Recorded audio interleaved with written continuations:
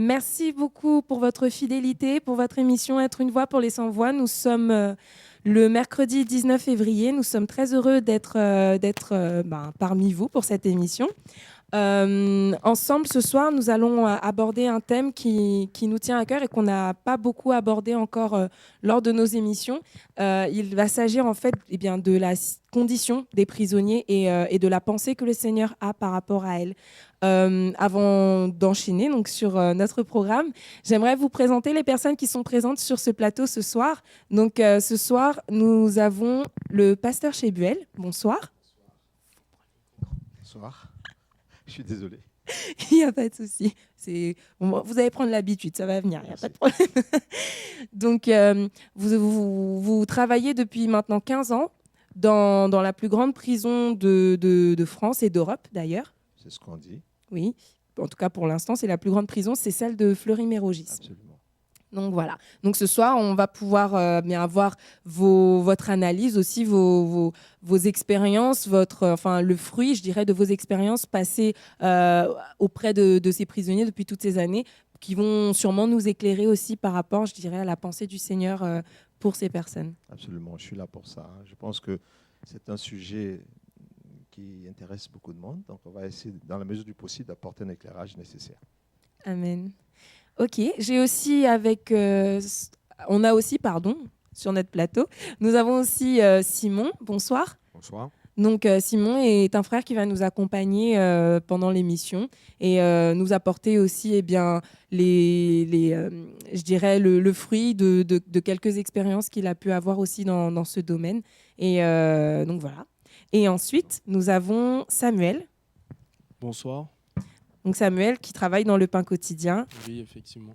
Donc voilà, au niveau du pôle visite et ensemble, nous allons essayer d'aborder ce thème. Alors avant d'aller plus loin dans notre émission, nous aimerions, pour introduire, je dirais, ce thème et bien comprendre de quoi est-ce que l'on va parler quand on parle de prison, nous allons ensemble prier tout d'abord, puis nous allons enchaîner sur une vidéo que nos frères à la technique vont nous aider à mettre en place.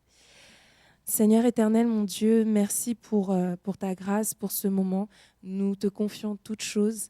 Seigneur, mon Dieu, je prie vraiment que tu puisses prendre le contrôle, Seigneur, de ce moment. Je prie, Père, que nos cœurs encore soient, Seigneur, disposés à recevoir de ta part, mon Dieu, ton message, ta parole, ta pensée, Seigneur. Père, permets-nous vraiment de regarder, Seigneur, Père, mon Dieu, mon roi, ces prisonniers, Seigneur, tels que toi, tu les vois.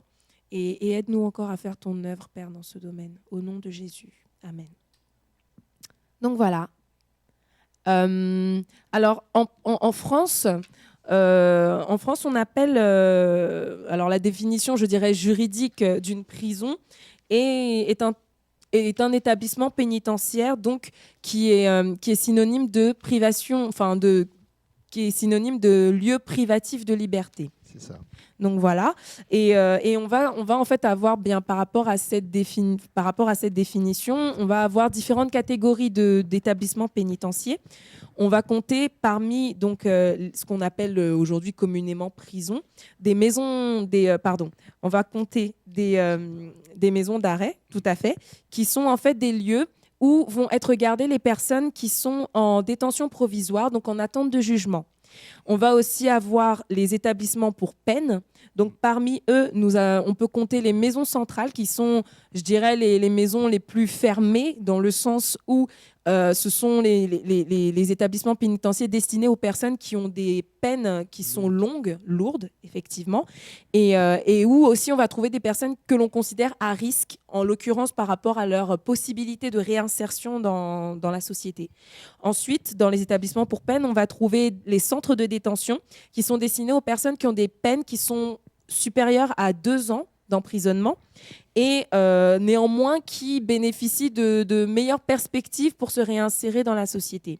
Et enfin, parmi les établissements pour peine, encore une fois, on va trouver les centres de semi-liberté où en fait, bien, finalement, les personnes qui sont dans ces établissements-là bénéficient d'une semi-liberté, comme l'établissement le dit. Et cela permet en fait aux personnes bien même d'avoir, je dirais, une activité à l'extérieur de la prison, de pouvoir se réinsérer vraiment beaucoup plus facilement dans la société. Et donc voilà, pour avoir, je dirais, un tableau général de ce qu'on appelle prison, en tout cas de façon juridique en France.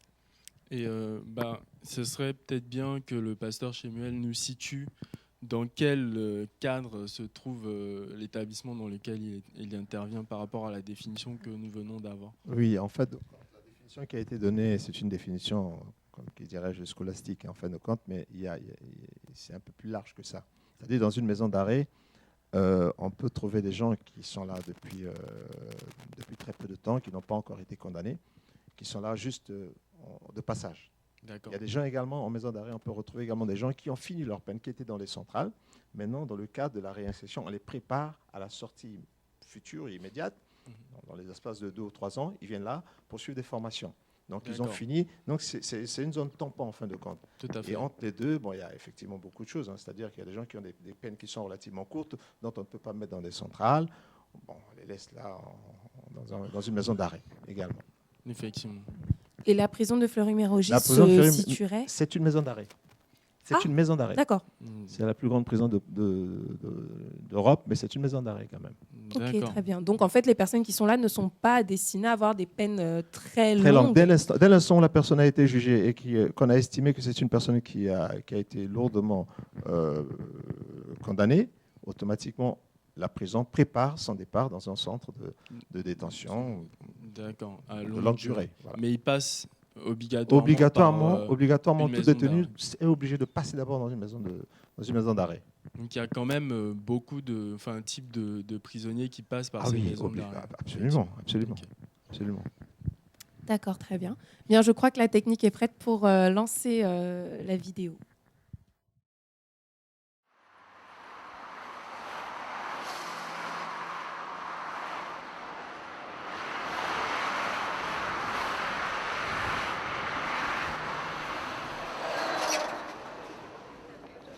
Dans cette ville d'environ 60 000 habitants,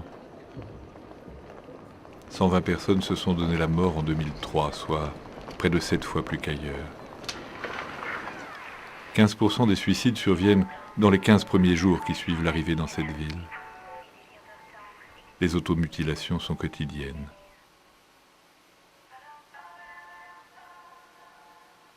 Ici, alors même qu'un tiers de la population présente des facteurs de risques importants, en matière de santé, et plus de la moitié des troubles d'ordre psychique, l'accès aux soins reste défaillant. Il n'est pas rare de devoir patienter plusieurs mois avant de pouvoir rencontrer un spécialiste tel qu'un dentiste ou un psychiatre. Dans cette ville, on compte 91 élèves par classe. Moins de 1% d'entre eux réussissent à obtenir leur bac. Les horaires de cours dispensés aux mineurs ne dépassent pas les 10 heures hebdomadaires. 20% des habitants sont dans une situation d'illettrisme ou d'analphabétisme, alors que l'écrit demeure le mode de communication de référence. Vous avez voulu, ils ont voulu. À l'imparfait.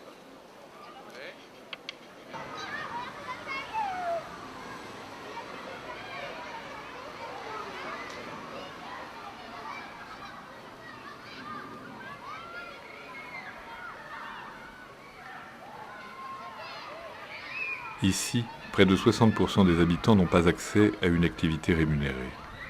Le travail à la tâche est encore en vigueur. Les emplois et les formations peu qualifiants.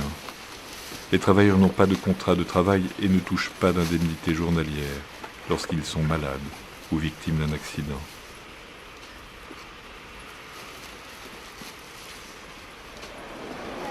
Les grèves, les mouvements de protestation même pacifiques sont interdits. Une simple pétition est immédiatement sanctionnée. Dans cette ville, l'offre de travail ne permet pas d'assurer sa subsistance et il n'y a pas de revenu minimum. L'aide sociale se résume à une trousse d'hygiène. Malgré cela, Les produits ou biens de consommation sont parfois vendus 30% plus cher qu'ailleurs. Ici, les liens familiaux et amicaux sont limités et surveillés.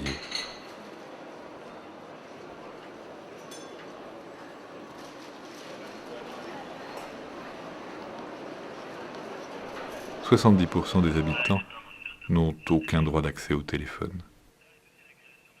Les conversations systématiquement écoutées par les autorités qui ouvrent et lisent également les courriers. Le droit à la sexualité est bafoué.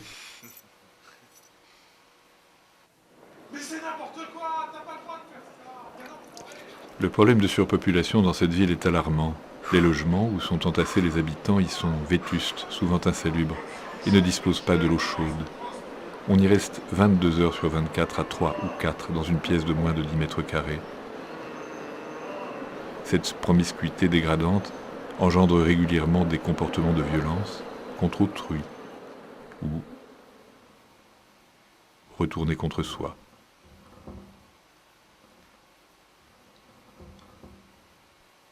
Cette ville n'appartient pas au passé. Elle n'est pas non plus tirée d'un ouvrage de science-fiction. Le quotidien de ces hommes et de ces femmes, tel qu'il vient d'être décrit, est une réalité. La réalité, pour 60 000 personnes, détenues dans 190 établissements pénitentiaires, en France et aujourd'hui.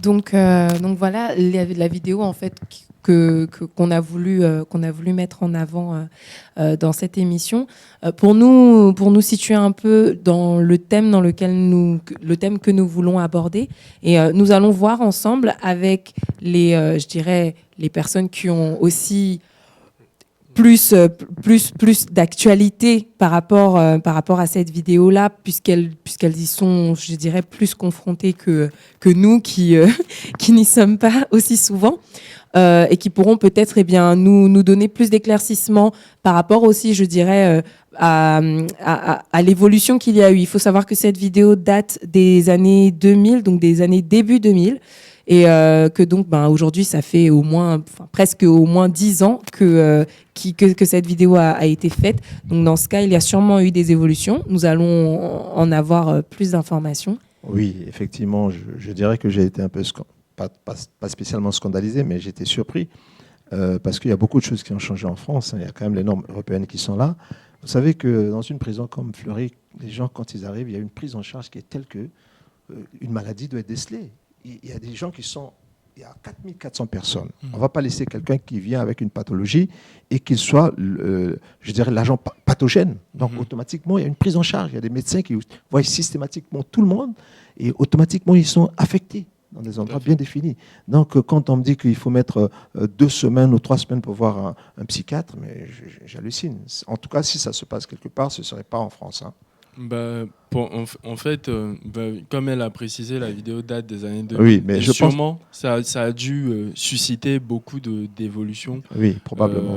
Dans l'ensemble de la France, parce que en France, il y a plusieurs prisons. Donc cette vidéo essaie de faire la synthèse un peu de toutes les prisons. Certainement, il y a des prisons qui sont mieux loties. Non, mais je ne pense pas. Je pense qu'on est là. Non, vous savez, en France, il y a quand même ce qu'on appelle. Il y a des associations qui existent et qui sont là pour faire de telle façon qu'un détenu, un détenu n'est là que pour la privation de sa liberté. Hein. Ce n'est pas pour qu'il reçoive d'autres maladies. Tout à fait. Donc l'État, Dieu a touché. Le Seigneur a touché les gens, l'administration, pour que l'administration puisse prendre en charge les gens. Il y a des gens qui, dehors, ils souffrent de pathologies inimaginables, et c'est en prison qu'on arrive à découvrir ça. Tout à fait. Donc, il y a une prise en charge. Hein. Il y a une prise en charge, en tout cas. Et bon, en parlant de l'illettrisme, moi, je connais des enfants, beaucoup de personnes qui n'avaient jamais travaillé. C'est en prison qu'ils ont eu leur premier bulletin de paye. Qui ne savaient pas lire et écrire, c'est là-bas qu'ils ont appris. Vous savez, c'est une école, effectivement, de beaucoup de choses, mais c'est une école également pour des gens qui veulent vraiment s'y réinsérer. Là-bas, ils repartent vraiment à zéro, quoi. Alors, donc, ce qu'il faut savoir, c'est que le Seigneur nous a fait grâce, en fin de compte. Hein. Pas seulement à nous, les chrétiens, mais pas seulement nous les chrétiens, mais le Seigneur a permis que les autorités, vers les années 2010, en tant que tel, il y a eu un circulaire relatif notamment au support institutionnel de l'exercice du culte. Donc, il est de droit pour tout le monde de pouvoir avoir la liberté de pratiquer, pratiquer sa religion. Donc nous, ça nous a permis, en fin de compte, on est les seuls, pratiquement, les seuls à pouvoir rentrer dans les cellules en dehors des surveillants. Les aumôniers sont les seuls à rentrer dans les cellules, donc dans l'intimité du détenu, pour aller le voir. Même le médecin n'a pas cette intimité-là. Tout à fait. Et juste, si vous pouvez préciser comment ça se passe, l'accès aux prisons, parce que dans le cadre du pain quotidien, nous intervenons de temps en temps dans certaines prisons, et je vais vous laisser en parler. Par exemple, pour quelqu'un qui n'est pas autorisé comme vous l'êtes, faut passer par toute une procédure, faut contacter des organisations. Est-ce que vous savez, vous pouvez présenter un peu, pour voir un peu l'image de ce monde auquel qui en quelque très sorte peu de gens ont une idée de comment ça se passe. Oui, bon, en fin de compte, un peu fermé. Pour oui, y rentrer, il faut effectivement oui, parce que c'est normal, c'est tout à fait normal, parce qu'il faut protéger non seulement le détenu, parce que il a sa vie privée, il n'a pas besoin de voir tout le monde, hein, il voit qui il veut. Même nous, quand on rentre, on ne peut pas aller voir n'importe qui. On attend toujours que le détenu nous dise, ou bien les bien-aimés nous disent, bon, je veux rencontrer le pasteur. Mais on fait tout pour susciter, en fin de compte, cette envie qu'ils nous reçoivent. Mais on ne peut pas l'obliger. Et d'un autre côté également, l'administration nous donne également des barrières. On nous donne la liberté notamment d'aller voir les détenus, mais c'est conditionnel quand même également, parce qu'il y a un certain nombre de choses qu'il faut quand même réunir. Et il y a la probité de la personne qui doit rentrer là-bas. Et oui, parce qu'il y a, je ne dirais pas qu'il y a des risques. Il y a des risques, il y a beaucoup de risques. Donc il faut que ce soit quelqu'un qui est notamment... c'est vrai qu'en parlant de pasteurs, c'est peut-être trop dire, mais bon, il y a des gens qui sont là-bas qui ne sont pas des pasteurs, il y a des aumôniers qui ne sont pas des pasteurs.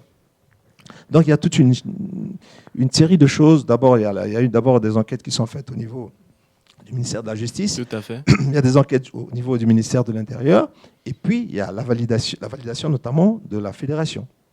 Tout à fait. Donc il faut passer par ces étapes-là.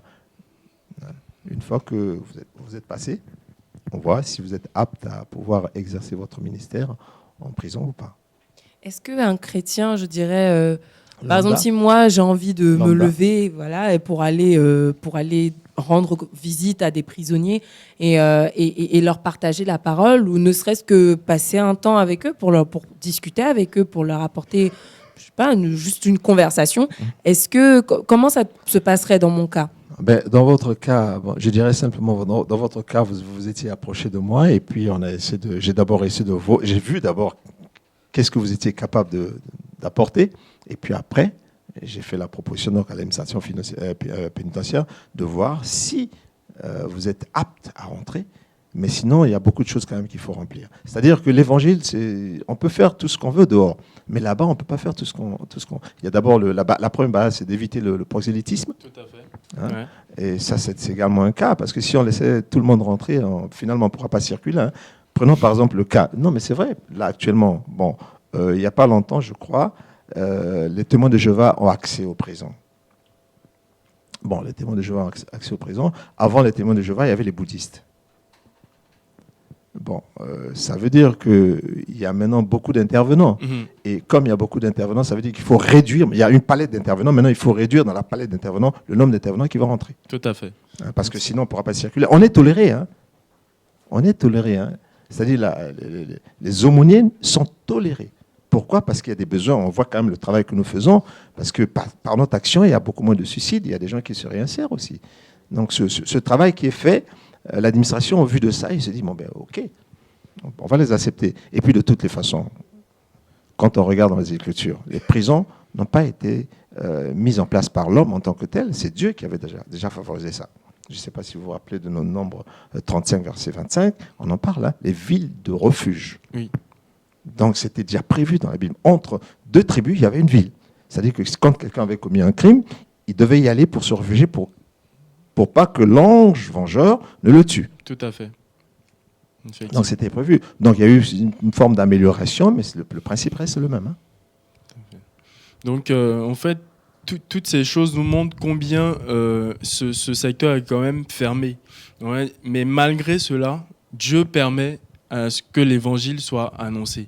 Et c'est ça qui est merveilleux. C'est pour ça que nous, en tant que chrétiens, nous devons ne pas négliger cette œuvre, parce que le Seigneur a permis, dans sa grâce, qu'un lieu fermé comme ça, difficile d'accès, soit au contact de l'évangile. Et je pense que c'est une porte à saisir pour nous en tant que chrétiens, et prier pour ceux qui font un travail en prison afin que l'évangile puisse impacter. Parce que, comme vous venez de le dire, beaucoup de gens commencent à venir en prison. Ça veut dire que l'évangile sera... Enfin, beaucoup de gens vont apporter de l'eau, en parlant de l'eau comme la parole, de l'eau sale. Et donc l'action de ceux qui apportent l'évangile doit de plus en plus être soutenue par les frères et sœurs dans la prière. Absolument. Je pense que c'est nécessaire parce que je ne vais pas jeter de l'huile au feu, comme on dit, mais c'est vrai que il y a beaucoup d'émissions, peut-être que vous n'en avez pas parlé, il n'en a pas parlé, mais c'est un endroit où beaucoup de choses peuvent se passer. Des mauvaises habitudes peuvent s'installer. Parce que l'évangile n'est pas là, il y a beaucoup de choses qui peuvent s'installer, des mauvaises choses. Donc, d'où la nécessité que l'évangile soit là, simplement pour inhiber l'action, les mauvaises actions qui auront tendance à s'élargir. Hein. C'est très simple, hein, la parole du Seigneur a donné un ordre à tout ce qui existe. Il a donné l'ordre à la terre, que la terre produise des animaux vivants et qui se multiplient. L'eau, pareil. Donc, là où l'évangile n'est pas, il y aurait c'est-à-dire l'opposé de l'évangile. Tout à fait. Donc, nous, on doit être présents simplement pour cautériser, pour éloigner la progression de l'autre. Est-ce que vous pouvez nous donner des exemples de mauvaises habitudes que les détenus peuvent prendre en prison? Donc finalement, je dirais des effets pervers dus à la prison, parce que la prison, donc, c'est une privation de liberté, mais le but au final, c'est que l'État, en tout cas, voit sûrement ça comme une punition pour que la personne prenne conscience et en sortant de là, arrête de faire des bêtises, entre guillemets. Mais qu'est-ce que ça peut apporter, en fait, finalement, comme effet pervers, donc effet auquel on ne s'attendait pas et qui, finalement, n'arrange pas le cas de la personne? Il y a des gens qui étaient, par définition, en rentrant, ils étaient chrétiens, et quand ils sortent, ils ne sont plus chrétiens. Il y a des influences. Parce que pour survivre, il est obligé de renier un petit peu sa religion de base ou bien simplement son appartenance. Il y a des choses comme ça. D'accord. Pour vivre ou survivre, est-ce qu'on peut avoir un tout petit peu plus de précision? Oui, mais non, mais vous savez, bon, vivre ou survivre, c'est-à-dire qu'il y a beaucoup de choses quand même. Il y a la présence de l'administration qui est là, mais la présence n'est pas continuelle. Hein. C'est pas 24 heures sur 24, hein, même s'il y a des caméras, il y a beaucoup de choses, mais il y a beaucoup de choses qui se passent en dehors, dans une coursive ou simplement dans la cour de promenade. Les angles morts existent, et puis dans les angles morts, il y a beaucoup de choses qui se passent. Hein. C'est pour ça justement que dans l'émission, ils ont parlé de taux de suicide. Il y a des gens notamment qui se suicident, mais il y en a d'autres. Comment expliquer que quelqu'un, à 3 jours de la sortie, se suicide? Wow. Il y a rien, on ne peut pas comprendre qu'est-ce qui s'est passé. Quelqu'un qui part, par exemple, qui a une permission de sortie, à la dernière minute, il dit « Non, je ne sors pas. Non, je ne veux plus de ma permission de sortie. » Parce qu'il a probablement subi des pressions. On lui demande, comme il sort en rentrant, il faut qu'il ramène quelque chose. Lui, il ne peut pas ramener. Bon, il ne veut pas, il ne sort pas. Il y a beaucoup de choses. Hein. Wow. Donc, ce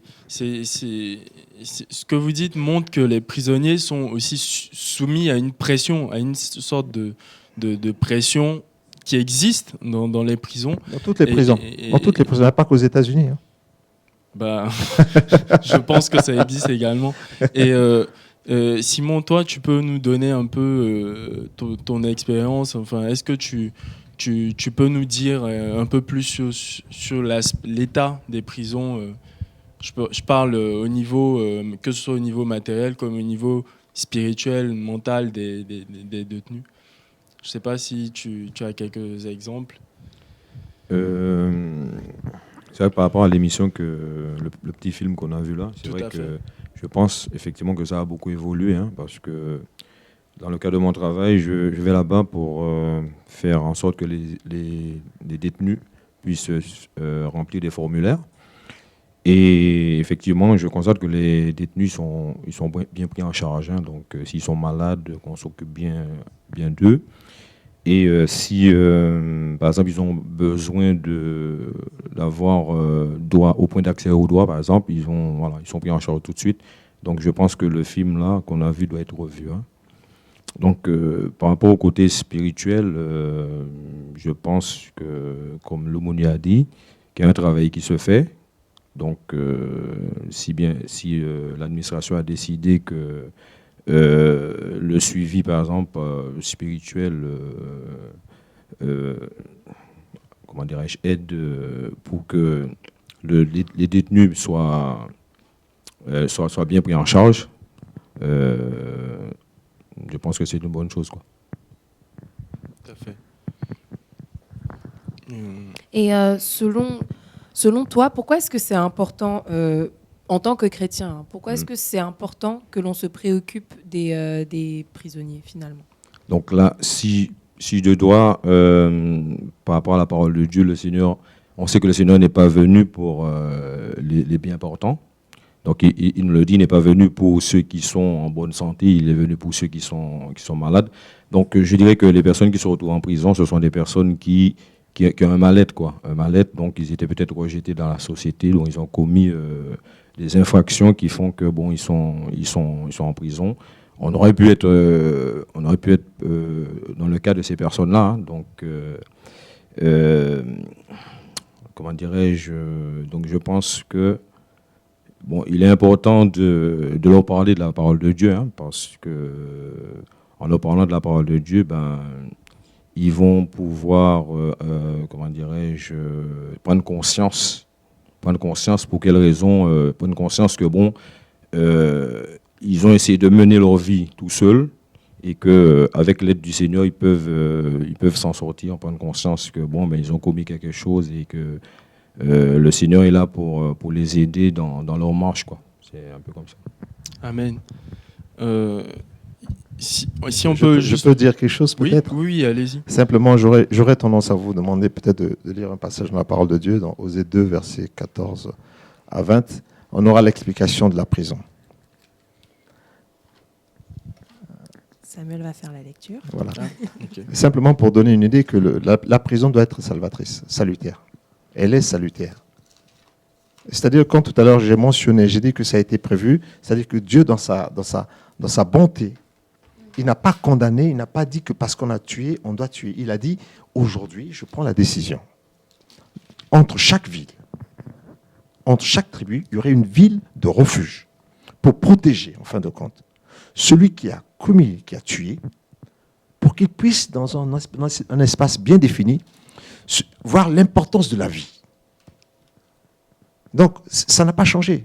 Amen. C'est pour ça que je regarde, j'aime beaucoup ce passage de Osée. C'est pourquoi voici, si on peut lire. C'est pourquoi voici, donc c'est Osée 2, verset 16. C'est pourquoi voici, je veux l'attirer et la conduire au désert, et je parlerai à son cœur. Comme. On peut continuer encore. On continue. Oui, pour voir le travail. Je lui donnerai ses vignes et à la vallée d'Accord comme une porte d'espérance. Et là, elle chantera comme au temps de sa jeunesse et comme au jour où elle remonta du pays d'Égypte. Voilà. C'est un endroit, normalement, quand un chrétien, quelqu'un qui ne connaissait pas Dieu, quand il connaît Dieu là-bas, le cas, par exemple, de Yanis Gauthier, c'est très simple. Amen. C'était un braqueur, un bandit, beaucoup de choses. Mais c'est là-bas qu'il a fait la connaissance du Seigneur. Amen. Donc, il a eu le jardin que Dieu avait prévu. Il n'est pas le seul, il y en a beaucoup comme ça que je connais. Amen. Simplement parce que Dieu, on est des sentinelles, on est là, on les accueille, et puis on leur parle de l'évangile, et voilà, la propagation. Et en fin de compte, il y a deux endroits comme ça là, que moi je considère comme des lieux de prédilection où le Seigneur travaille. C'est d'abord la prison, bien sûr, mais il y a également les hôpitaux. Tout à fait. C'est-à-dire qu'effectivement, quand on lit la parole de Dieu, on dit que j'aime bien aller dans le deuil. Le deuil, c'est bon, mais le deuil est court. C'est-à-dire que quand on y pense, on part de là, automatiquement on oublie. Mais quand on est à l'hôpital, on est dans une prison, le temps est beaucoup plus étalé. Donc on a le temps de rentrer en soi-même et puis réfléchir. C'est un stop. Un stop dont quelqu'un qui veut vraiment changer le cours de sa vie ne peut pas passer à côté. Il est obligé de réaliser quand même que, mais tiens, qu'est-ce que j'ai fait ? est-ce que je dois aller droit au mur ou pas? Voilà. Le livre de Osée, vous vous êtes arrêté un peu trop tôt, j'aurais voulu que vous continuiez pour voir un petit peu quelles sont les promesses derrière ce passage-là. Alors, Osée, on va répondre. Simon, tu peux continuer la lecture si tu veux. Le temps que je revienne sur le passage. Donc, Osée 2, on est cette fois-ci au verset 18. Oui. En ce jour-là, dit l'Éternel, tu m'appelleras mon mari et tu ne m'appelleras plus mon maître. Je continue. Oui. J'ôterai de ta bouche les noms de Baal afin qu'on ne les mentionne plus par leur nom. Non, voilà. Donc, ça permet en fin de compte d'extraire la prison. Moi, j'ai vu des gens qui fumaient, qui se droguaient, et c'est là-bas qu'ils ont fait la découverte de la vie sans la drogue, de la vie sans l'alcool, Amen. de la vie sans la bagarre, de la vie sans la cruauté de l'extérieur. C'est quand même merveilleux ce que vous dites parce que on se rend compte que au final un lieu qui est vu comme je sais pas un lieu complètement mauvais, etc. Si c'est mauvais. Lorsqu'on a le regard du Seigneur, lorsqu'on rencontre le Seigneur, ça change. Parce qu'il a dit, il a dit, quand il passera à la vallée de la Baca, je la transformerai en un lieu plein de bénédictions. Amen. Baca, c'est la vallée des pleurs. Mhm. Dieu pour toi, pour qui que ce soit, qui fait sa rencontre, mais il change celui-là. On va juste prendre un autre verset pour corroborer ce qu'on disait dans Hébreux 13, hein, Aurélie. Dans Hébreux 13, verset 3.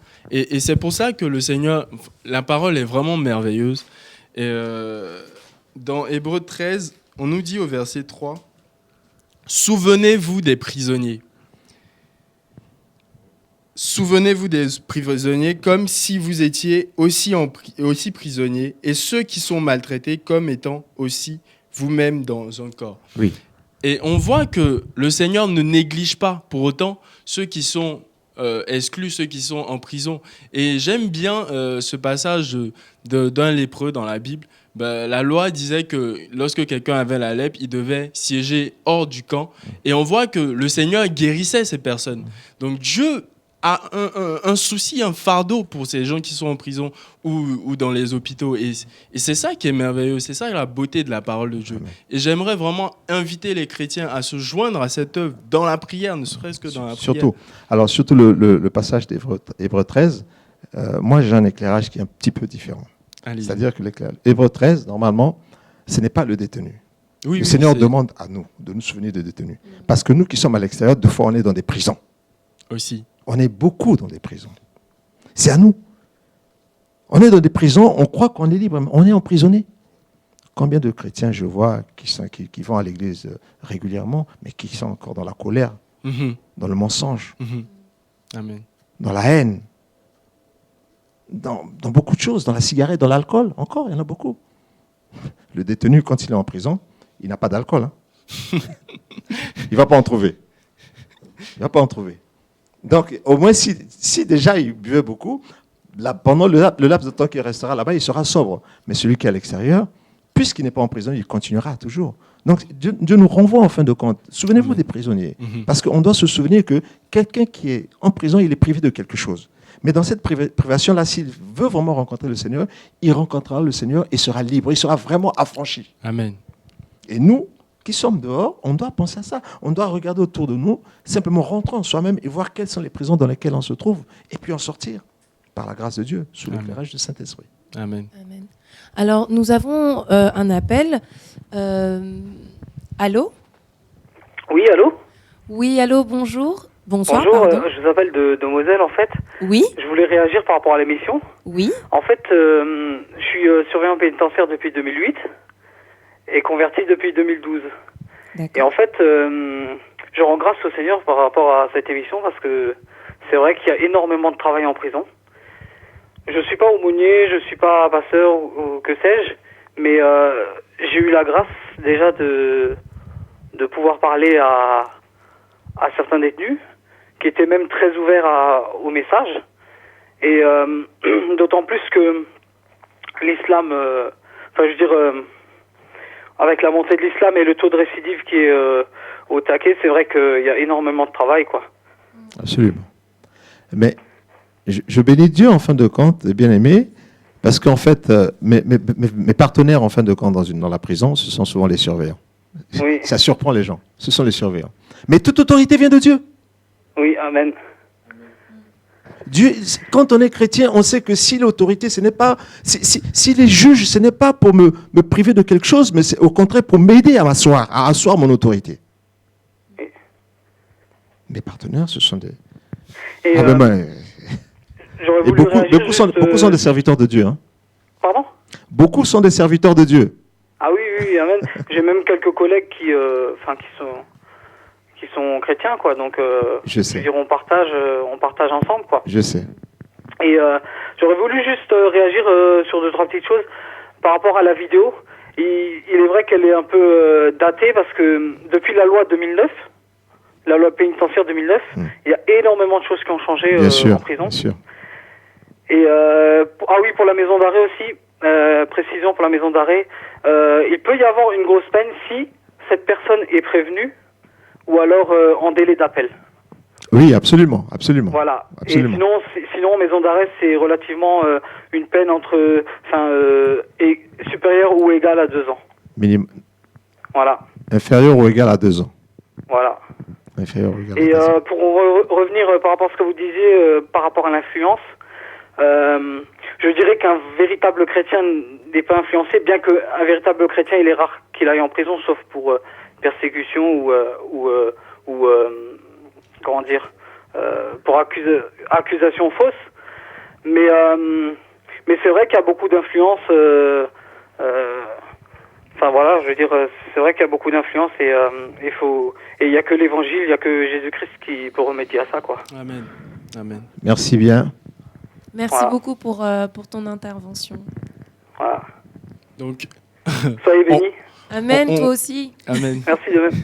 On voit quand même que le Seigneur positionne des personnes qui véhiculent tout simplement l'évangile, qui véhiculent l'évangile dans les prisons. C'est merveilleux parce que Dieu agit, Dieu répond à nos prières et même dans les prisons, Dieu suscite des gens. Bien sûr. Moi, personnellement, pour avoir été en prison, donc pas parce que j'avais commis. On va accompagner le pasteur. Voilà. J'accompagnais quelqu'un. Donc, pour y avoir été, personnellement, enfin, moi qui n'avais jamais mis mes pieds en prison, sincèrement, j'ai été impressionnée de ce sentiment de lieu vraiment très fermé et puis surtout de l'atmosphère qui régnait me faisait penser vraiment à un endroit où on n'a pas envie d'être, en fait. Moi, j'ai eu le sentiment que l'architecte du lieu s'est dit, il faut absolument faire en sorte que quand ils rentrent, ils se disent, punaise, c'est la première fois, mais c'est vraiment la dernière, quoi. Je ne reviens pas ici parce que, franchement, moi, ça m'a donné froid dans le dos. Hein. Pas vraiment à cause du comportement des gens, parce que je n'ai pas vu de comportement bizarre ou quoi que ce soit, mais davantage, en fait, par rapport à je vous dis, l'atmosphère et puis l'architecture, la façon dont les choses sont disposées. Je vous promets que vous rentrez, mais vous dites heureusement que je suis pas ici parce que j'ai fait une bêtise, quoi. Heureusement que moi, je sais que je vais pouvoir sortir sans trop de difficultés. Et ce qui me touche, en fait, et qui m'a touchée par l'expérience que j'ai eue, en l'occurrence avec le pasteur Chebel, c'est de me rendre compte effectivement, comme on entend le dire, comment Dieu est vraiment fort et puissant pour réussir à mettre ces soldats là où finalement les personnes qui sont là, franchement, je me suis rendu compte à quel point, autant, c'est vrai, les personnes qui sont dehors ont besoin de l'évangile, mais celles qui sont là, elles y sont arrivées parce qu'elles ont posé des actes, et des fois elles sont allées trop loin, en fait. Et comme le disait le pasteur Chebel, ça leur permet d'avoir un moment de remise en question où elles peuvent revenir en elles-mêmes et se dire non mais là il y a un problème. En tout cas pour certaines d'entre elles. C'est vrai que d'autres, malheureusement, persévèrent dans le mal. Voilà, d'autres, il y en a même qui cherchent à aller en prison, qui pour se faire un réseau aussi, certains, et pour s'enfoncer davantage dans le mal. Mais il y en a certains qui touchent le fond en fait là-bas. Et qui, là, en fait, ont envie de rebondir et se rendre compte que sans Dieu, ils n'y arriveront pas. Et c'est beau de voir, en fait, comment le Seigneur, en fait, les attire là pour pouvoir leur parler là et en faire sortir de quelque chose que tout le monde allait dénigrer, que tout le monde allait trouver, je dirais, vil, exactement. Personnellement, en tout cas, moi, c'est comme ça aussi que je vois la prison. Ou du moins, c'est le sentiment que j'ai par rapport à ce que la société pense, c'est que voilà, les gens font des bêtises, c'est le lieu où on les met, puis on les jette là-dedans, et puis entre guillemets, qui croupissent là-bas, de toute façon, ils le méritent, et puis voilà. Alors que Dieu n'a pas cette vision-là du tout des choses. Au contraire, c'est le lieu où il va pouvoir en fait les attirer à lui. Et c'est vraiment beau de le voir. Et par rapport à ça, on va pouvoir aussi parler d'autres expériences qui se passent en l'occurrence au Congo, Kinshasa, où Dieu nous permet en fait de pouvoir bien rentrer pour parler aux prisonniers aussi, et nous bénissons Dieu pour l'œuvre qui se fait là-bas. Donc on va avoir en ligne notre frère Eric. Allô? Allô, oui. Bonsoir. Oui, bonsoir.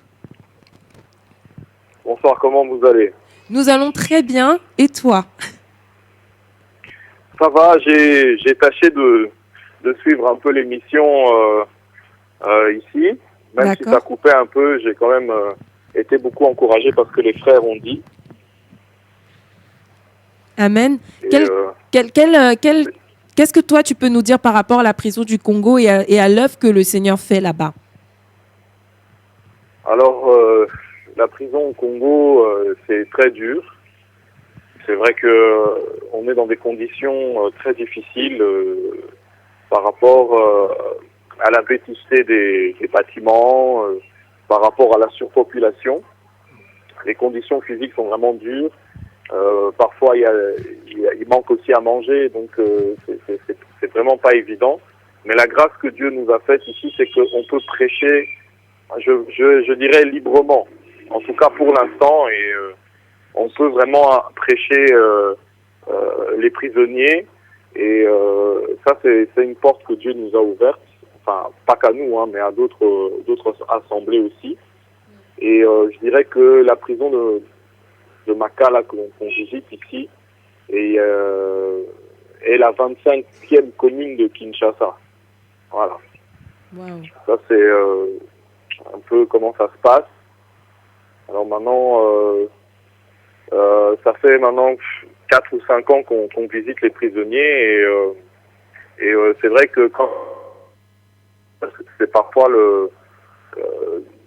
en fait, à chaque fois qu'on va là-bas, on leur dit que non, Dieu a permis que vous soyez là pour que vous entendiez l'évangile. Amen. Parce que peut-être que dehors, vous étiez trop occupés dans le vol, dans le péché, et vous n'étiez pas à l'écoute du Seigneur. Et c'est vrai que je rejoins ce que le frère a dit. Dieu nous emmène au désert pour parler à notre cœur. Et est-ce que tu trouves que quelque part, en prison, les gens sont plus réceptifs à l'évangile aussi? Bon, ils sont plus réceptifs, c'est vrai, parce que effectivement, en prison, il n'y a pas grand-chose à faire à part, à part à réfléchir à sa situation aussi. Mm. Et c'est vrai que oui, je dirais que on est plus réceptif.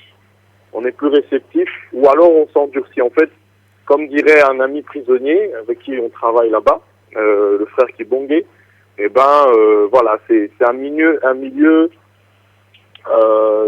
criminogène, donc c'est-à-dire que soit on rentre, on devient plus criminel, soit on rentre, on change, on rencontre le Seigneur et on en sort un serviteur de Dieu, disciple du Seigneur.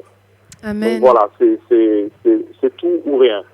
Et je bénis le Seigneur pour l'œuvre qui se fait là-bas, parce qu'on travaille avec des prisonniers qui sont là-bas et qui ont leur ministère là-bas, c'est-à-dire qu'ils ont connu le Seigneur là-bas, qui ont commencé à servir Dieu là-bas, et voir ces hommes, et il y a aussi des femmes, parce qu'il y a une partie, il y a une cellule, enfin pas une cellule, un pavillon pour femmes, et voir ces hommes et ces femmes prêcher l'évangile et avoir cette paix, vous vous dites que vous venez pour consoler, c'est vous qui êtes consolés.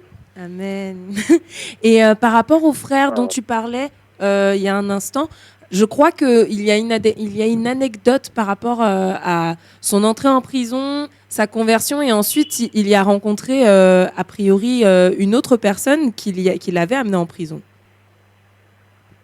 Oui, en fait, oui, c'est ça qui est beau quand même aussi avec l'évangile, c'est que Dieu dresse vraiment une table en face de nos ennemis.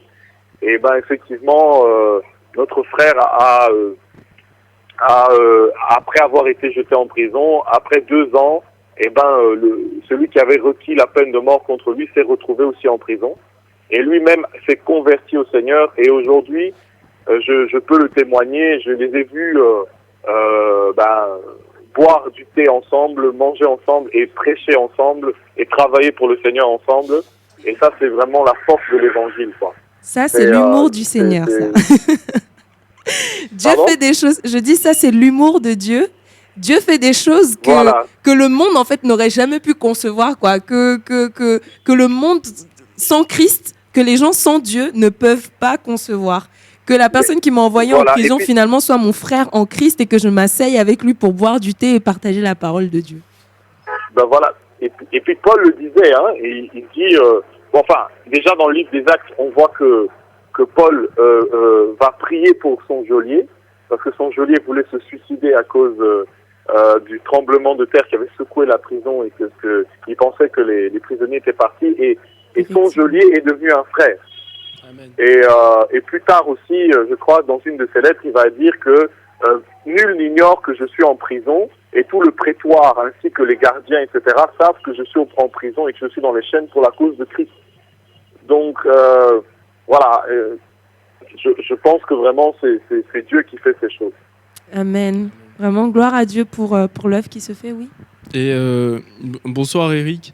J'aimerais aussi que tu nous parles un peu des difficultés que vous rencontrez, parce que contrairement à la France, le Congo, les prisons, c'est pas la même chose, malheureusement. Y a des gens qui se retrouvent en prison pas parce qu'ils ont commis des crimes ou parce qu'ils ont péché, mais tout simplement parce qu'ils ne sont pas d'accord avec le pouvoir en place, etc.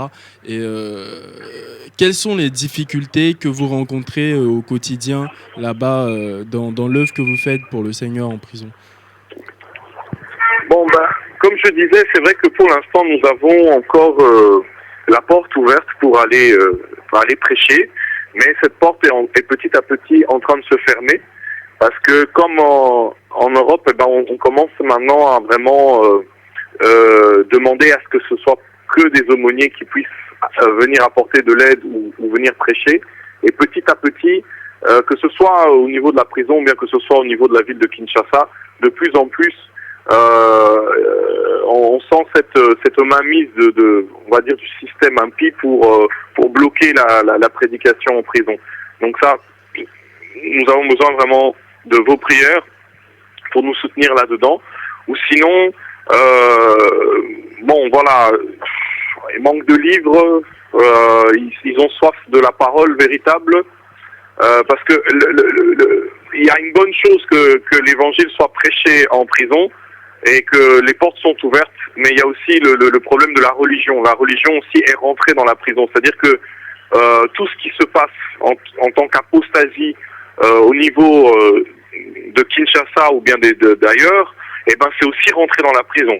Donc, vous allez voir que en fait, c'est comme un microcosme qui représente un peu la ville de Kinshasa aussi au niveau spirituel. C'est-à-dire qu'il y a toutes les assemblées et aussi les assemblées paganisées qui tiennent leur culte là-bas. Et donc il faut apporter la véritable parole. Et voilà pourquoi aussi nous sommes combattus, parce que on dénonce le péché, on dénonce la religion, et c'est pas toujours évident. Merci Eric pour ton intervention, pour ton appel, et que le Seigneur continue à vous soutenir là-bas au Congo. Nous allons continuer de prier pour vous, et afin que l'évangile soit proclamé. Pasteur Shemuel, ça fait 15 ans quand même que tu travailles en prison, à peu près, un peu plus d'ailleurs.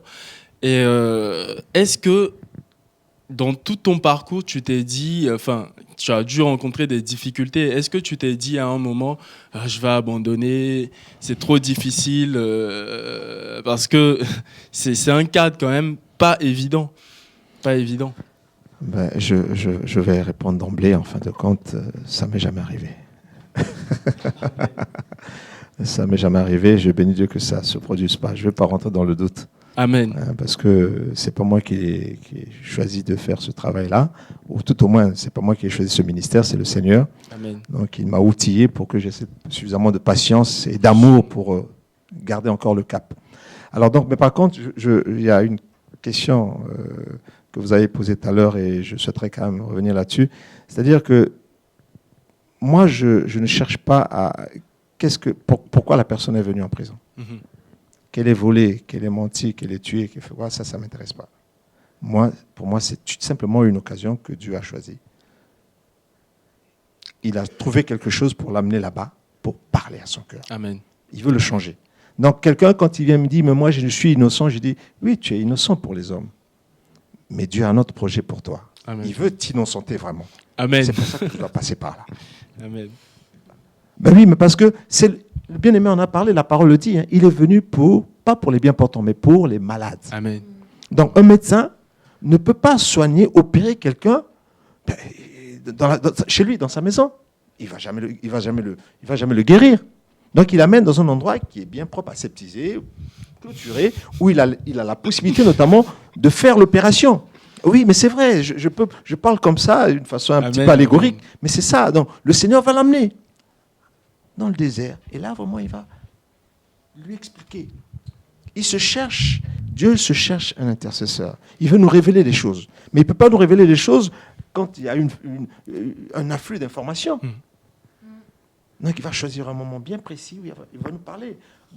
Par exemple, on parlait de la prison de Fleury. Hein. Maintenant, c'est en train de changer.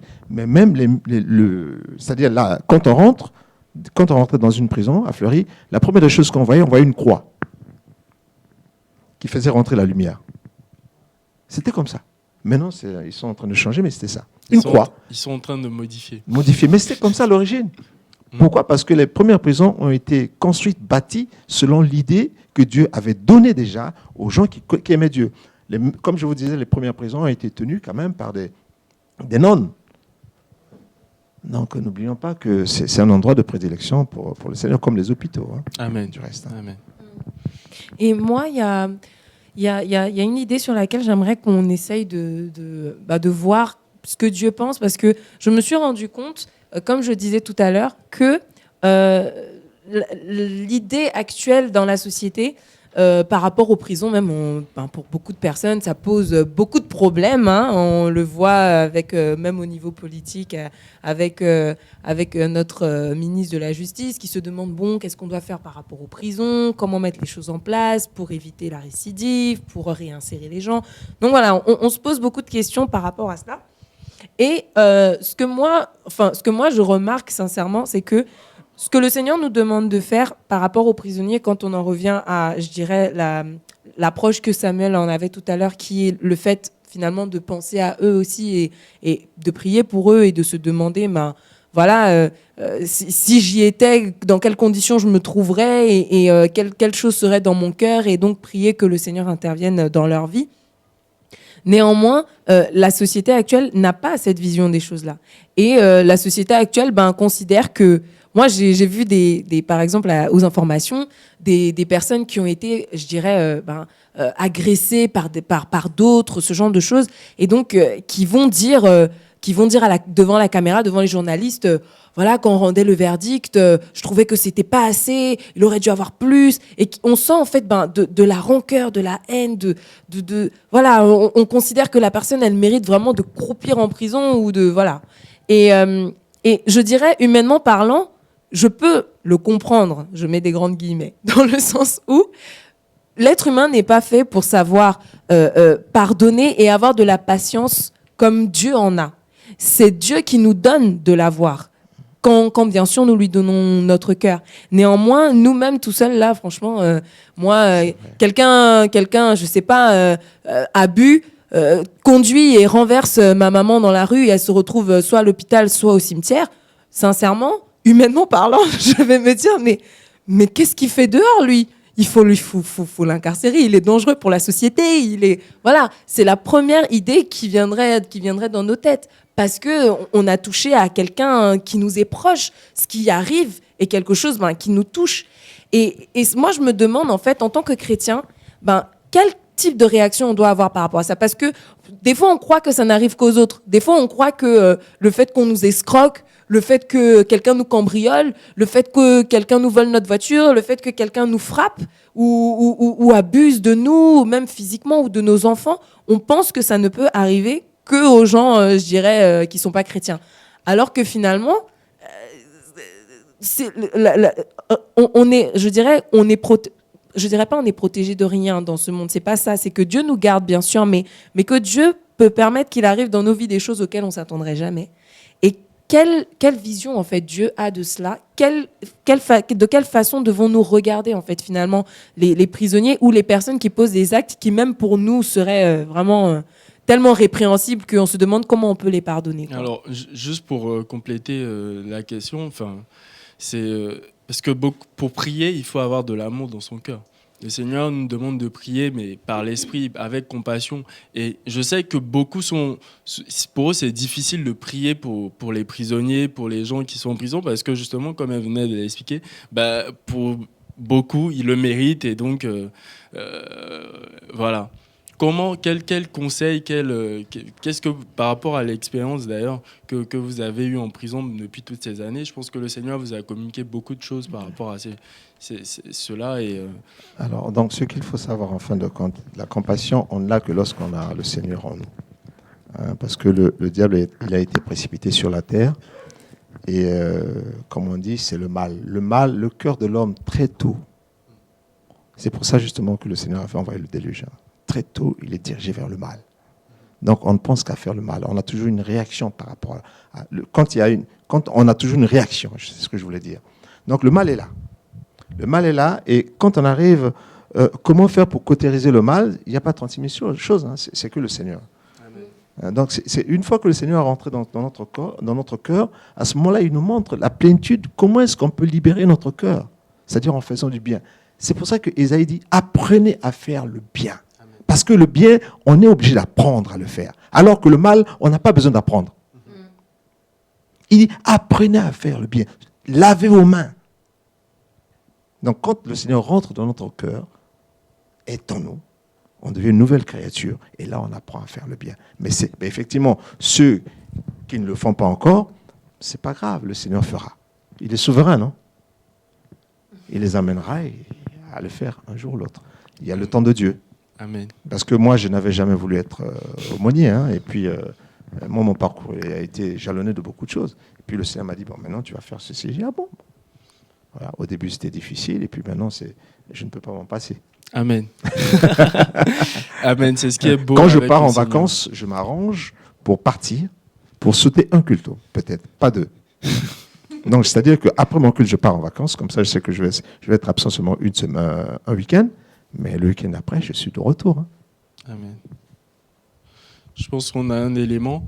Oui, on a un élément par rapport à ça. En fait, personnellement, ça ne traite pas directement, je dirais, du thème de la prison, mais davantage en fait du thème du pardon et du thème du pardon d'abord du Seigneur par rapport à nous, enfin à l'être humain qui pourrait poser des actes que nous tous on trouverait totalement horribles, horrifiants, et on se dirait waouh mon Dieu, c'est pas possible.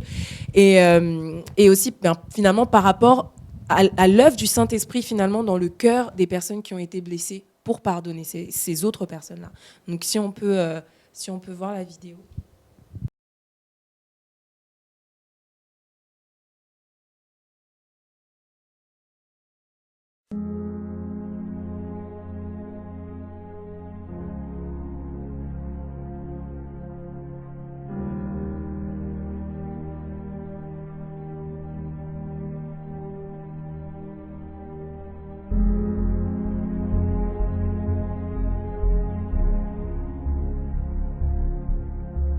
Ndakwinginze mbabarira natemaguye murumuna wawe nakoresheje umuro wanjye rimagura umugabo wawe kugeza apfa kugeza aho umwica sinihanganye yica umukobwa wawe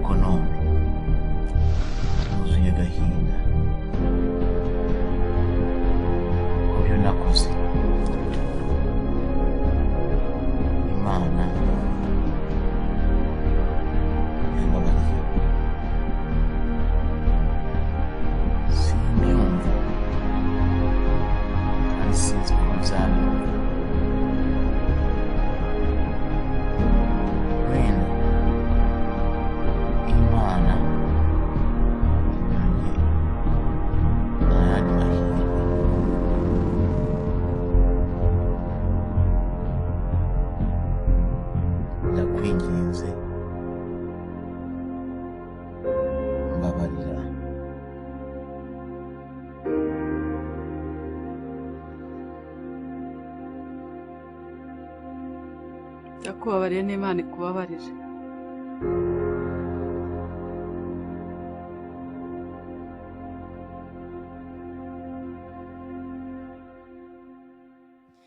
Alors, comme je vous disais, cette vidéo est assez parlante, poignante, et on se dit waouh, waouh quoi, Dieu fait des choses incroyables.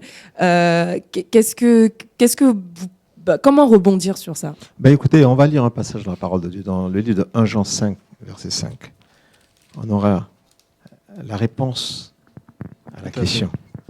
1 Jean 5, le verset 5, la Bible nous dit: qui est celui qui a triomphé du monde, sinon, je reprends, sinon celui qui croit que Jésus est le Fils de Dieu. Alléluia. Amen. C'est-à-dire que quand on a rencontré le Seigneur, on sait que le mal ne peut plus avoir le dessus sur nous. Amen. Donc on est obligé, en fin de compte, de tout enlever, de lui rendre les armes du malin qu'on avait acquis par la force des choses. On est obligé de dire non, j'en veux plus, j'en veux plus. La haine, j'en veux plus. La rancune, j'en veux plus. Le Seigneur va nous apprendre ça. Le livre de 1 Jean, moi, ce passage-là, c'est un passage qui est formidable. Qui est celui qui a triomphé du monde? C'est celui qui a rencontré Jésus. Amen. Le Fils de Dieu. Parce qu'en fin de compte, on acquiert la nature de Dieu en Christ. Amen.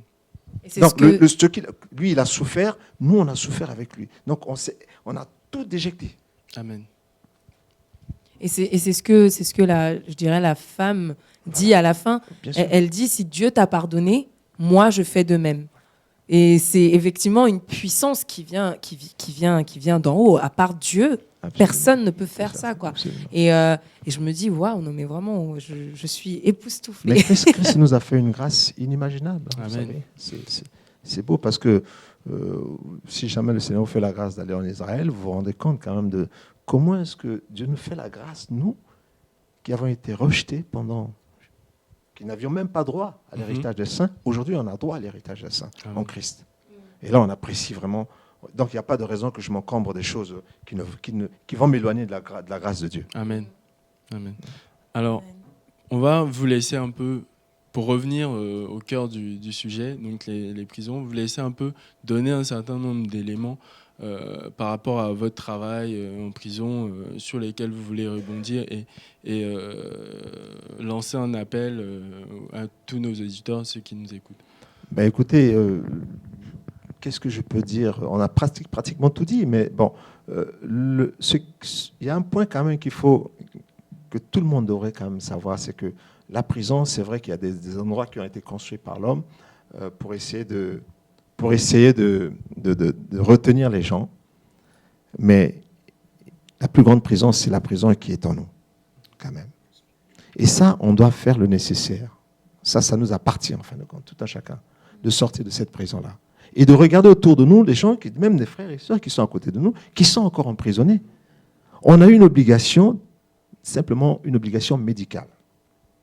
Ah oui, c'est vrai, le Seigneur a dit, les choses cachées sont pour lui, les choses révélées sont pour nous. Donc, on a cette obligation-là, chaque fois, quelque part, d'ausculter notre voisin. Parce que tu aimeras ton prochain comme toi-même. Donc, si je l'aime, je dois faire le nécessaire. Chaque jour, je me réveille.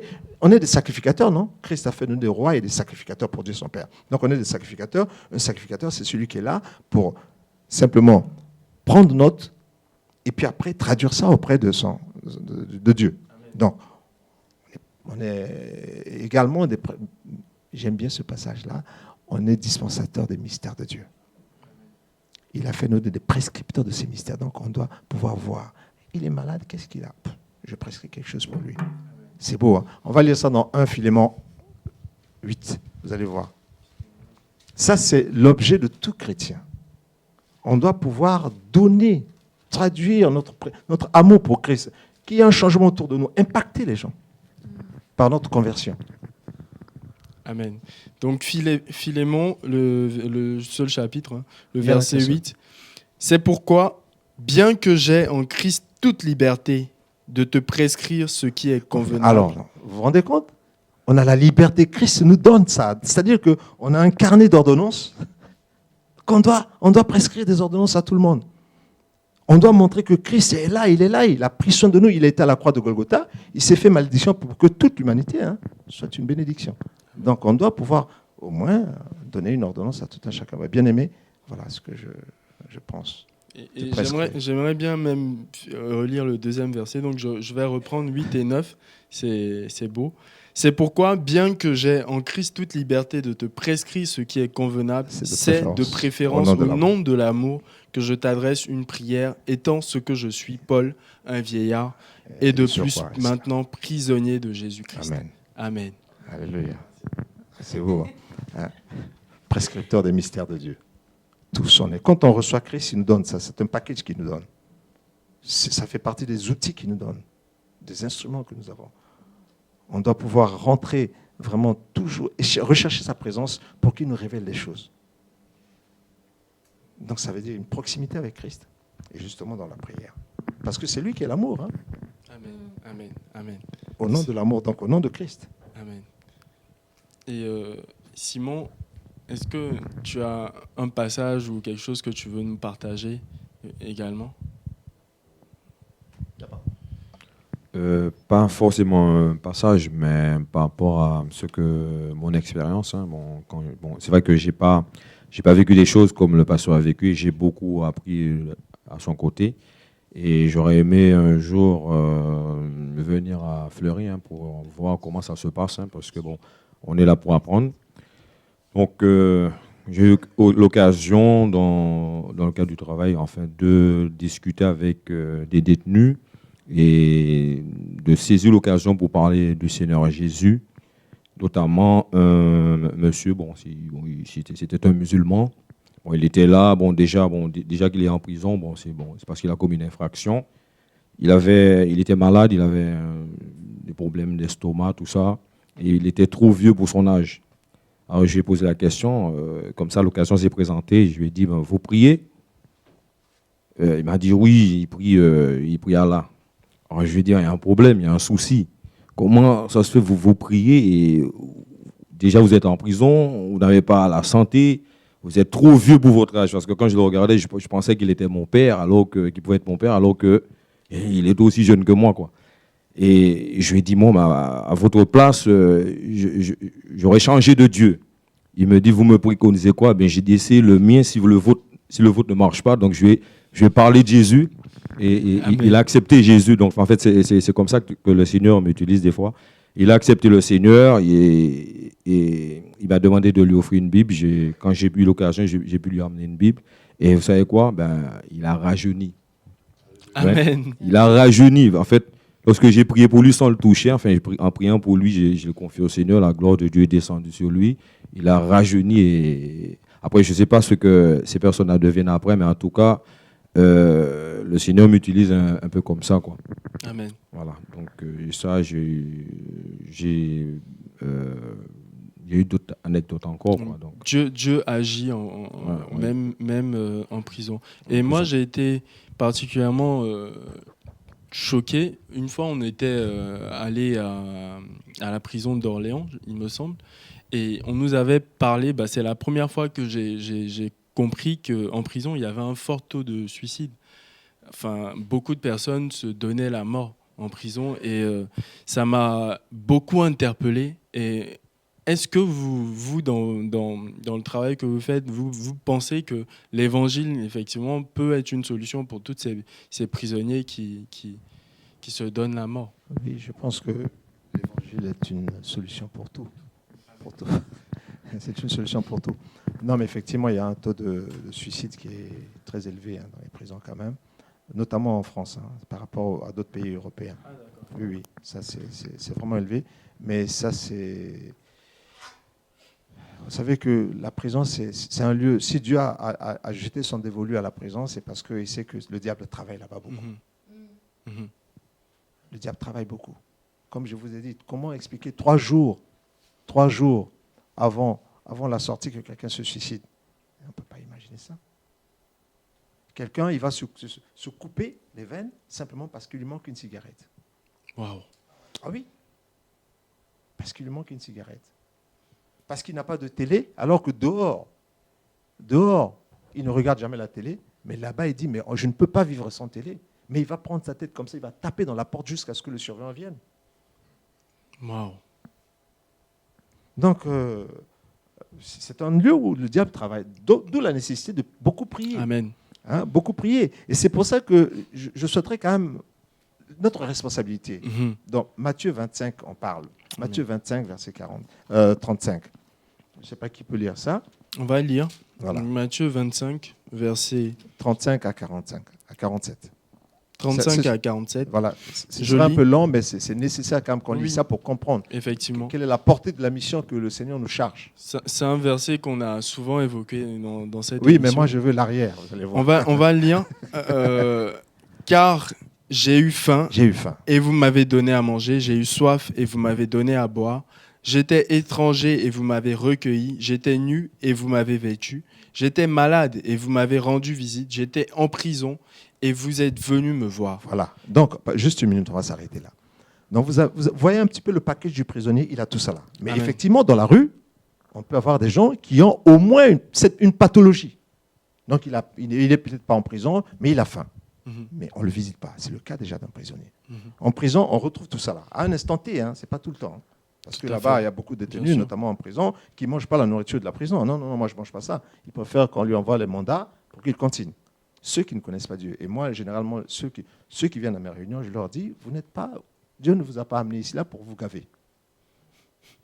D'abord, la nourriture que vous mangez, ce n'est pas de la nourriture, c'est pas de la bonne nourriture. Vous continuez, vous préparez vous-même, ce n'est pas de la bonne nourriture. Alors que la nourriture qui est donnée par l'administration pénitentiaire, c'est une nourriture quand même qui est validée par les diététiciens. C'est pour vous. Donc, il y a quand même des gens qui passent derrière. Il y a l'État qui contrôle. Donc, ça, c'est la bonne nourriture. Je dis, mais par contre, ce que vous mangez, vous allez manger la nourriture que vous-même, vous avez préparée.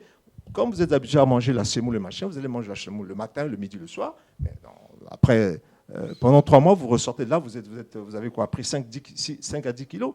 Mais qu'est-ce que vous allez faire de ces 5-10 kilos-là Vous n'avez pas d'activité. Vous vous tuez avec la nourriture. Non, mais c'est pour vous montrer quand même comment est-ce que le diable travaille. Il rentre dans la tête du détenu pour dire, je dis, mais non, tu n'as pas besoin de ça. Si Dieu voulait vraiment te bénir en tant que tel, dans un endroit où tu pourras manger comme tu veux, il t'emmènera par exemple dans un 5 étoiles.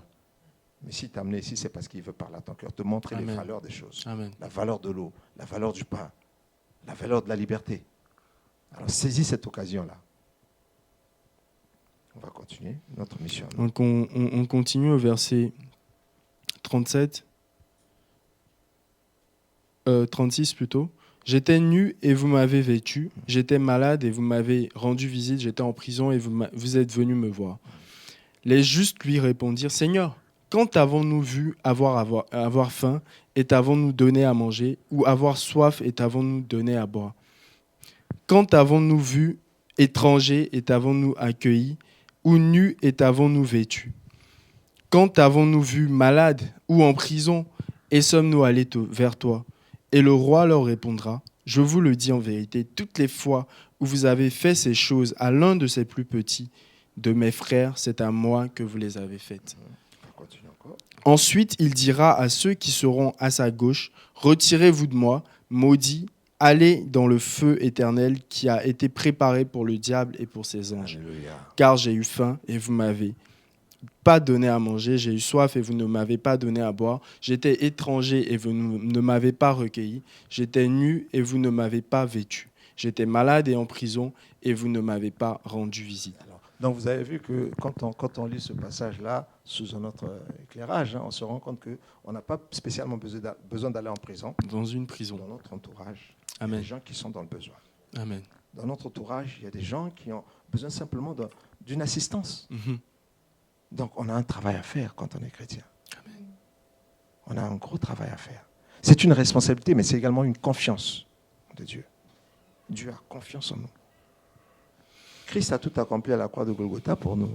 Donc c'est une part de son travail qu'il nous donne, qu'il nous lègue. Voilà, toi tu feras ceci. Vous savez, quand il avait envoyé ses disciples, il les envoyait 2 par 2, c'est vrai. Mais quand ils sont revenus, ils étaient contents. Pourquoi ne devrions-nous pas être contents également d'avoir réalisé un certain nombre de choses pour le Seigneur? Amen. Ah, j'ai donné un vêtement à tel bien. Oui, tu n'as pas besoin de mentir tout le monde que tu as donné, mais toi-même dans ton fort intérieur, tu verras que c'est une bonne action. Dieu va systématiquement nous consoler, nous encourager. Il y a beaucoup de choses à faire. Amen. Il y a beaucoup de prisonniers autour de nous. C'est ceux-là. Moi, je m'intéresse à ceux-là. Amen. En dehors des prisons définies par l'homme, bien sûr, il y a tellement de prisons autour de nous. Donc on voit quand même que le travail est énorme.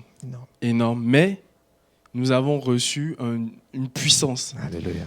Celui qui est en nous est plus fort que celui qui agit dans le monde. Même si Satan, on vient de le voir, agit énormément dans ces prisons cellules, que tout le monde voit physique. Il agit énormément. Beaucoup de gens se donnent la mort. Beaucoup de gens sont dans la dépression. Et ceux qui travaillent pour le Seigneur dans ces endroits-là ont besoin de nos prières. Mais il y a aussi tous ces prisonniers qui nous entourent au quotidien et pour lesquels le Seigneur attend une action. Comme de notre part.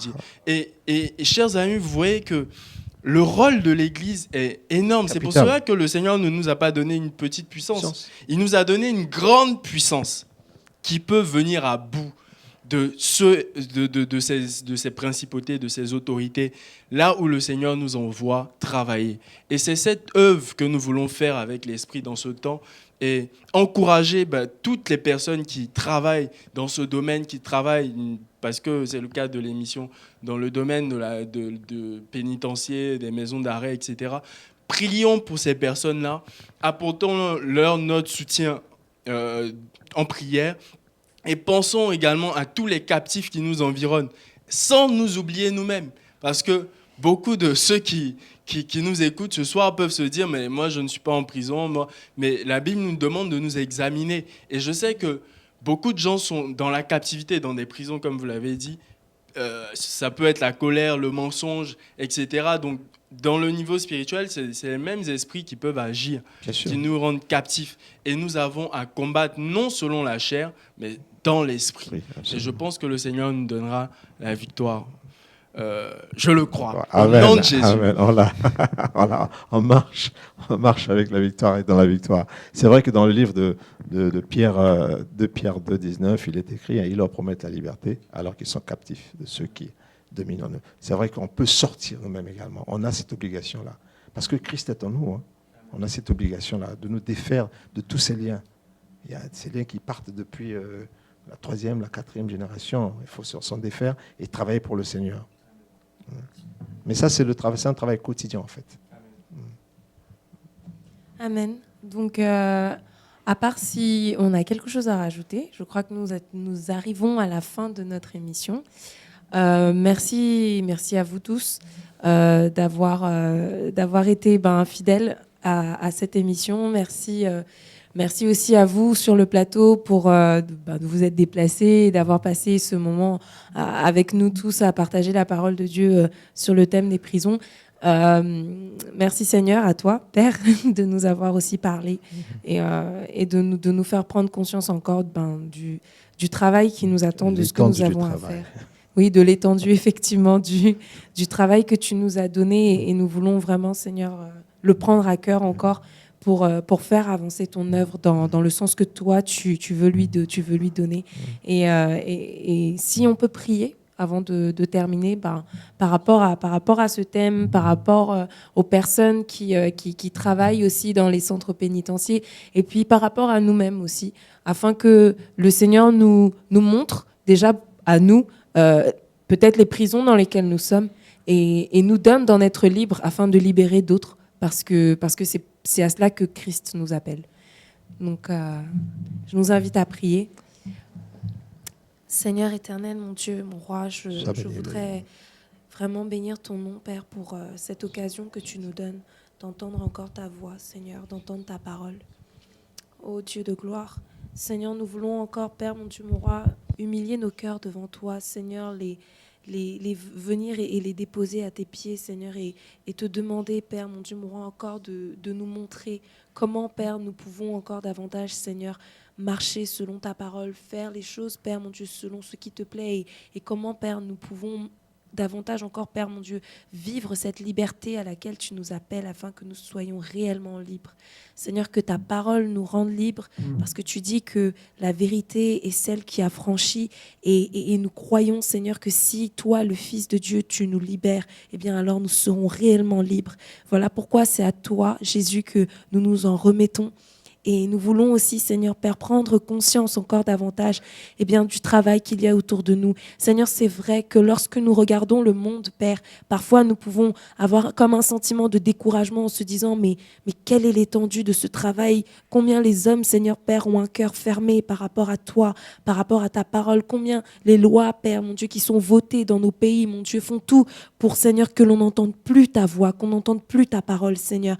Mais nous voulons, Père, mon Dieu, mon roi, nous lever, Seigneur, comme un seul homme et aller, Seigneur Père, dans ce champ, mon Dieu, qu'est le monde, pour aller, mon Dieu, libérer les captifs comme tu nous le demandes, Seigneur, parce que c'est toi, mon Dieu, qui es venu pour le faire et tu nous as d'abord, Seigneur, libérés nous-mêmes à la croix et nous voulons nous saisir de cela afin d'aller, mon Dieu, mon roi, aussi apporter, Seigneur, cette bonne nouvelle à d'autres, Seigneur Père, mon Dieu, sans a priori, mais en croyant, Père, mon Dieu, mon roi, que ta puissance nous accompagnera parce que c'est ta parole que tu as mis en nous, Seigneur. Tu es Dieu, Seigneur, et personne d'autre n'est Dieu si ce n'est toi. Nous savons, Père, mon Dieu, mon roi, que nous avons pour seul Dieu celui qui est le véritable. Et nous voulons, Père, mon Dieu, mon roi, croire que si tu nous as appelés, mon Dieu, dans ces temps de la fin, Seigneur, mon Dieu, mon roi, tu nous donneras aussi la capacité, mon Dieu, d'amener ceux que tu as appelés depuis l'éternité passée, Seigneur, à être dans ton royaume, Seigneur, mon Dieu, mon roi. Eh bien, tu toucheras leur cœur, Seigneur, mon Dieu. Nous bénissons ton nom pour tout ce que tu fais, Seigneur, et nous voulons, Père, nous souvenir des prisonniers. Nous voulons nous souvenir aussi, Seigneur, de ceux que tu as placés à leur côté, mon Dieu, qui font partie de ton royaume, Seigneur, nos frères et nos sœurs. Père, mon Dieu, mon roi, que tu as mis, Seigneur, dans ces prisons, afin, mon Dieu, mon roi, qu'ils soient une lumière. Là où, Seigneur, pour certains prisonniers, Seigneur, il n'y avait plus d'espoir. Eh bien, qu'il puisse, mon Dieu, mon roi, faire briller, Seigneur, cette lumière que tu es, mon Dieu, afin qu'ils te voient et qu'au travers, Seigneur, de tes enfants, ils réalisent, mon Dieu, mon roi, quel grand Dieu tu es, combien tu les aimes et combien, Seigneur, Père, mon Dieu, mon roi, tout ce que tu fais dans leur vie, Seigneur, Père, tout ce que tu as permis dans leur vie, Seigneur, tu le permets afin de les attirer à toi, parce que tu es un Père aimant, mon Dieu, mon roi, qui certes châtie, Père, mais tu châties ceux que tu aimes, Seigneur, pour les amener, mon Dieu, à la stature parfaite de Christ. Éternel, mon Dieu, mon roi, je t'en prie, soutiens nos frères et nos sœurs en prison, Seigneur, autant ceux, Père, mon Dieu, mon roi, qui travaillent, mon Dieu, mon roi, en tant que surveillant, Seigneur, en tant qu'aumônier, Seigneur, ou autre métier, Seigneur, dans ces prisons, que ceux, Père, mon Dieu, qui ont reçu ta parole, étant entrés en prison, Père, mon Dieu, par des actes peut-être qui ne te rendaient pas gloire et qui, Seigneur, se sont repentis. Seigneur, mon Dieu, donne-leur encore, Père, mon Dieu, la force, Père, mon Dieu, donne-leur encore les mots, donne-leur encore, Seigneur, Père, de véhiculer, Seigneur, ta parole véritable, de véhiculer ta vie, ton amour, Seigneur, et que ta lumière brille, Seigneur, Père, mon Dieu, mon roi, là où l'ennemi croyait, Seigneur, qu'il allait pouvoir attirer encore plus vers le fond, Seigneur, Père, ceux qui étaient entrés, mon Dieu, mon roi. Eh bien, je crois, Seigneur, Père, que tu vas encore agir. Je crois que tu n'as pas terminé ton travail dans les prisons, Seigneur, de France, dans les prisons, Seigneur, Père, mon Dieu, en Europe, Seigneur, au Congo-Kinshasa, Seigneur, nous voulons penser à nos frères et sœurs là-bas, Père, mon Dieu, mon roi, qui, Père, mon Dieu, parfois manquent de nourriture, parfois manquent, Seigneur, Père, mon Dieu, des choses essentielles où nous, Seigneur, nous y avons accès facilement. Je prie que tu les soutiennes, Seigneur. Je prie que tu sois leur force, Père. Je prie, mon Dieu, mon roi, que tu leur donnes encore, Père, mon Dieu, mon roi, la force de pouvoir prêcher encore ta parole, Père, mon Dieu, mon roi, avec vraiment, Seigneur, assurance, Seigneur, mon Dieu, mon roi, et que vraiment ta lumière brille, Seigneur, que ta lumière brille, Père, au nom de Jésus de Nazareth. Que ton nom soit élevé, Seigneur, que ton nom soit glorifié, Père, parce que tu es Dieu et parce que l'œuvre que tu fais, Seigneur, est grande. Merci, Dieu de gloire, de nous permettre d'y participer. Et nous voulons, Père, mon Dieu, mon roi, encore, Seigneur, nous réjouir d'être ouvriers avec toi, Seigneur, dans l'œuvre que tu accomplis, mon Dieu, dans le cœur d'hommes et de femmes, Seigneur, mon Dieu, sur cette terre encore. Jésus, tu n'as pas changé. Tu es le même hier, aujourd'hui, éternellement. Et mon Dieu, tu sauves, tu guéris, tu libères, tu transformes des vies. Tu es tout puissant, Seigneur. Que toute la gloire te soit rendue. Seigneur, Seigneur, mon Dieu, avant de terminer, mon Dieu, cette émission, je voudrais penser, Seigneur, aux familles, aux personnes, Seigneur, Père, qui ont été victimes, mon Dieu, mon roi, d'autres, Seigneur, qui sont aujourd'hui peut-être en prison. Seigneur, je prie que tu puisses leur apporter, Seigneur, ton réconfort et que tu puisses aussi, Seigneur, leur donner, mon Dieu, mon roi, de comprendre, Père, que si toi, tu peux pardonner, que si toi, tu as pu leur pardonner même à eux, Seigneur, qui peuvent avoir de la rancœur, eh bien, eux aussi peuvent pardonner, Seigneur. Donne-leur la force, je t'en prie. Libère leur cœur, Seigneur, au nom de Jésus de Nazareth.